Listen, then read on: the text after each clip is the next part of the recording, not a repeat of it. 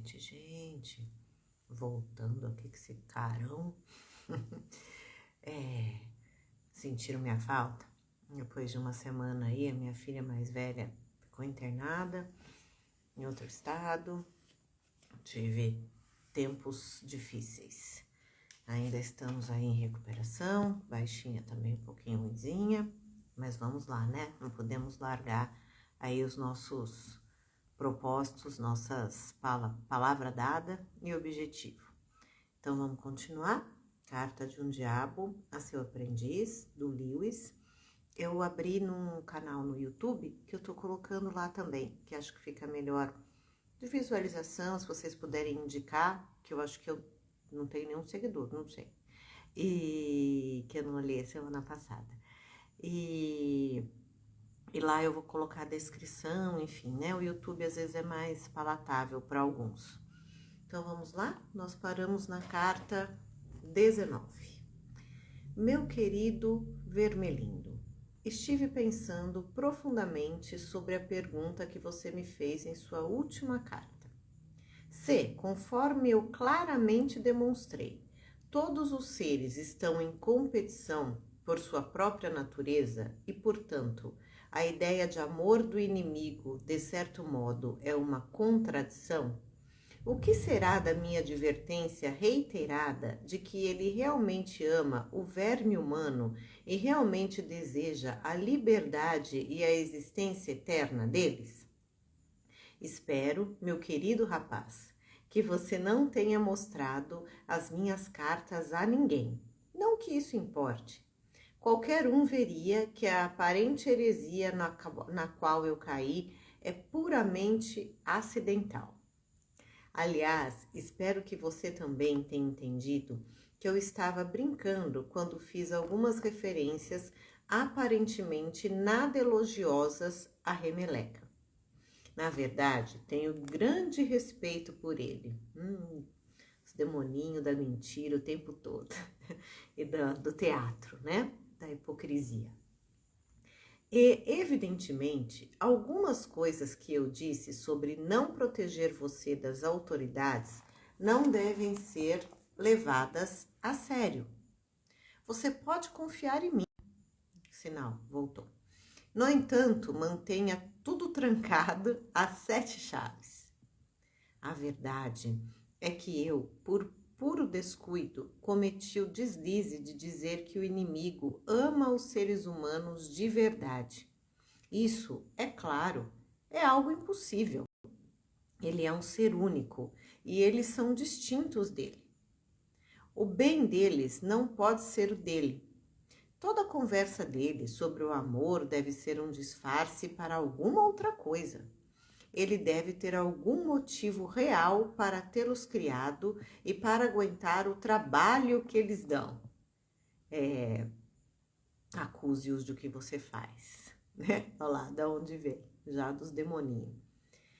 E tem teorias, né, que falam que Lúcifer, principalmente o Satã, e os outros demônios, eles ficaram muito bravos com Deus por ter criado o homem e a mulher, né? Então aqui também entra a inveja. O motivo pelo qual acabamos falando como se ele realmente tivesse esse amor impossível é nosso fracasso absoluto em descobrir o verdadeiro motivo. Agora ele foi sincero. O que ele pretende fazer com eles é uma questão insolúvel. É porque quem só pensa em maldade, né, não acredita na liberdade, no amor, na imagem e semelhança de Deus. Não vejo nenhum problema em lhe dizer que essa mesma questão foi a causa principal da briga do nosso pai com o inimigo. Sem ler eu falei, é isso que ele vai falar aqui, imagino agora.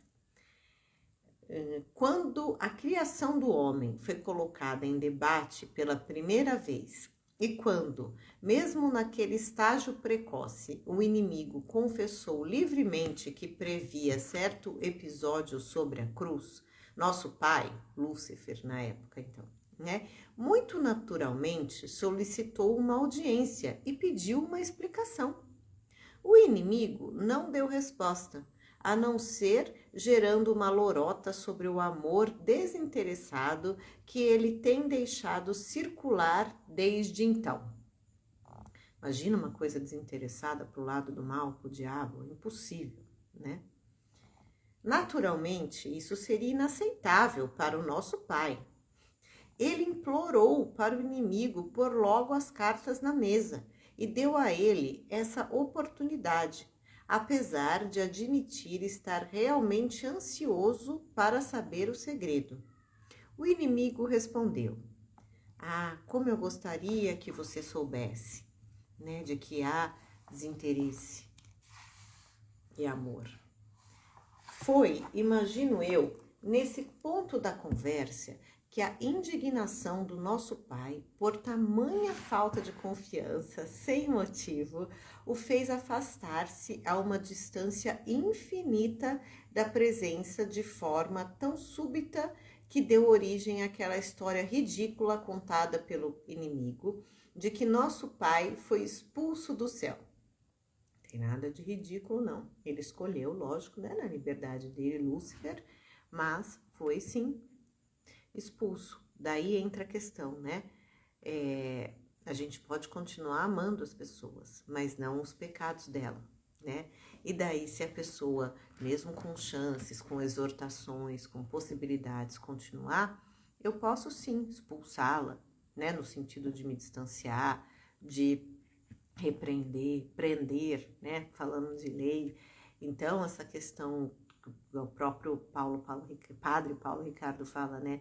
O respeito em sentido de tolerância infinita e sem fim, né? Sem colocar os nossos valores em pauta, é a vergonha de Deus. Pensem nessa frase. Conversaremos mais sobre ela. Desde então, começamos a perceber por que o opressor foi tão sigiloso. Seu trono depende desse segredo. Os membros da sua facção frequentemente admitem que, se viermos a entender o que ele quer dizer com amor, a guerra terminaria e nós teríamos de regressar ao céu. E aí é que está a nossa grande tarefa. Sabemos que ele não pode realmente amar. Ninguém pode. Isso não faz sentido. Olha. Se pudéssemos apenas descobrir o que realmente ele está tramando, hipóteses após hipóteses foram testadas sem que tenhamos descoberto. Lógico, eles só não querem aceitar a verdade, né? Com V maiúsculo. Contudo, não podemos jamais perder a esperança. Mais e mais teorias refinadas, banco de dados cada vez mais abarrotados, recompensas mais ricas para pesquisadores que fazem progressos, mais e mais punições terríveis para aqueles que falham. Tudo isso buscado com persistência e rapidez até o fim dos tempos, com certeza não deixará de obter êxito. Ó, parece a nossa ciência de hoje, hein? Você reclama que a minha última carta não deixa claro se eu considero estar apaixonado um estado desejável ou não para o ser humano. Na verdade, Vermelindo, esse é o tipo de pergunta que se espera que eles façam. Deixe-os discutindo se o amor ou o patriotismo, ou o celibato, ou as velas nos altares, ou a abstinência do álcool, ou a educação são coisas boas ou más. Você não vê que não há uma resposta? Que, lógico, depende das circunstâncias, do objetivo, né? De como está ajustada cada família e cada sociedade. Nada disso importa, exceto a tendência de dado estado de espírito, em dadas circunstâncias, para mover um paciente particular em um dado momento específico, para mais perto do inimigo ou para mais perto de nós. Assim, seria ótimo fazer o paciente optar por considerar se o amor é bom ou mau. Se ele for um homem arrogante, que despreza o corpo com base no apreço pelos pequenos prazeres, apetite concupiscível, lembra das faculdades que eu já postei aqui? Ainda que tomados equivocadamente por ele como algum tipo de pureza, e alguém que tem prazer em ridicularizar o que a maioria de seus companheiros aprecia, neste caso, faça com que ele se decida absolutamente contra o amor. Inculque nele um ascetismo arrogante e depois, quando tiver separado a sexualidade dele de tudo que possa humanizá-lo, né, no seu sexo igual um cachorro, né, faça pesar sobre ele de uma forma ainda mais brutal e cínica. Se, por outro lado, ele for um homem emotivo e ingênuo, alimente-o com poetas menores e romancistas de quinta categoria, da velha guarda, até que o levemos a acreditar que o amor é irresistível e, de certa forma, meritório. Essa crença não é de grande ajuda, eu lhe garanto, na produção da luxúria ocasional.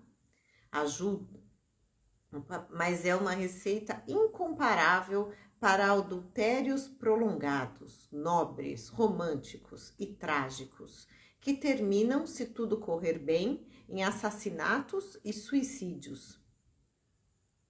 Lembra, demônio é o pai da mentira e é homicida desde o princípio. Então aqui, tentando traduzir um pouco, que é um tema de uma live inteira, né? E não short live, não.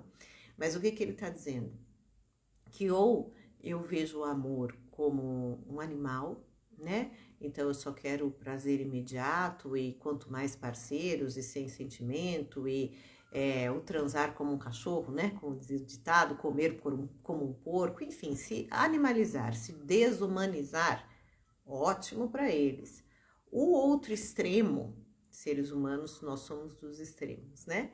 É assim, o amor é só o que eu sinto.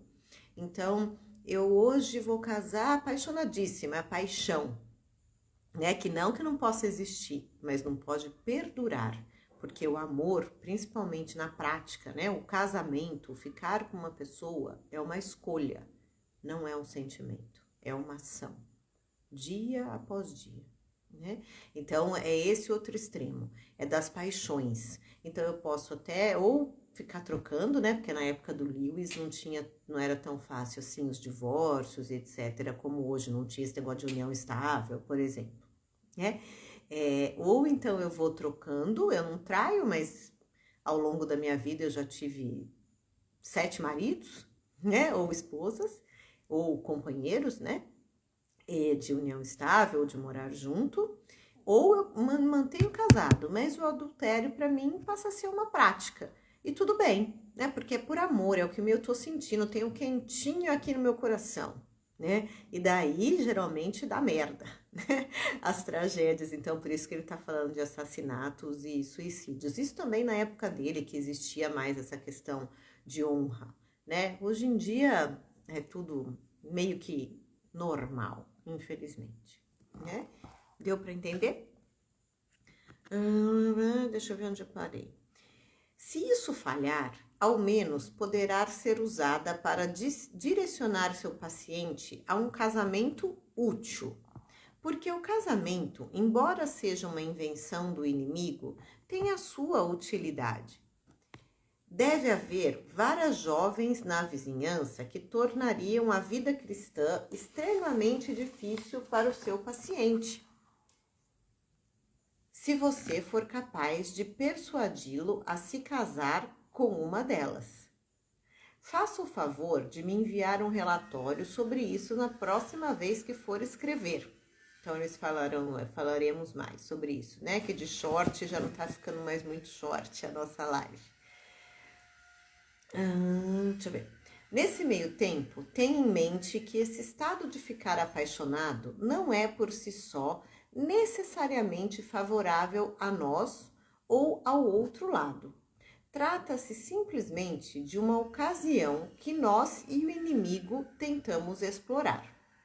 Como a maioria das outras coisas sobre as quais os humanos ficam entusiasmados, por exemplo, a saúde e a doença, a velhice e a juventude, ou a guerra e a paz, estar apaixonado é, do ponto de vista da vida espiritual, nada mais do que matéria-prima. Foi o que eu disse, né? Não que não possa haver paixão, mas não dá para parar nela, né? Com carinho, seu tio mal danado. Um último comentário, ó. Então, mostrando o livro aqui de novo. Estamos na carta 19, né? Isso que ele falou são os extremos, ó lá. Guerra ou paz, velhice e juventude, saúde e doença, que são extremos e não são o mais importante, né? O mais importante é a evolução, a salvação, tá bom? Então, vai estar lá no YouTube, tá aqui o livro. Até amanhã, mesmo feriado, gravarei, porque tô fora há muito tempo e também trabalharei normal. Então, vou arrumar um tempinho aqui para nossa carta número 20, ok?